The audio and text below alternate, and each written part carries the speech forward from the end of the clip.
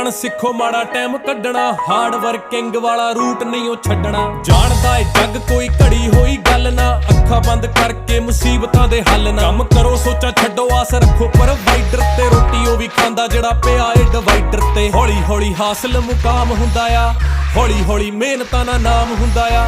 ਪਹਿਲਾਂ ਪਹਿਲਾਂ ਹਰ ਬੰਦਾ ਆਮ ਹੁੰਦਾ ਆ, ਦੁਨੀਆਦਾਰੀ ਚੋਂ ਜੋ ਤਰਾਸ਼ ਬਣਦੇ, ਆਪਣੇ ਤੇ ਰੱਖ ਵਿਸ਼ਵਾਸ ਬਣਦੇ। ਹੋਏ ਆਮ ਜਿਹੇ ਮੁੰਡੇ ਵੀ ਨੇ ਖਾਸ ਬਣਦੇ, ਆਮ ਜਿਹੇ ਮੁੰਡੇ ਵੀ ਨੇ ਖਾਸ ਬਣਦੇ। ਅਸੀਂ ਆਮ ਜਿਹੇ ਮੁੰਡੇ ਹੀ ਜੋ ਖਾਸ ਬਣ ਗਏ, ਅਸੀਂ ਆਮ ਜਿਹੇ ਮੁੰਡੇ ਹੀ ਜੋ बस ऐसा ही वाहेगुरु सुख रखे, मारा काम बोले मुने हम चुप रखे। वही यार सारे बैठे जी वैगन में, जो साथ मेरे घूमे थे स्कूटर ते। बस ऐसा ही वाहेगुरु सुख रखे,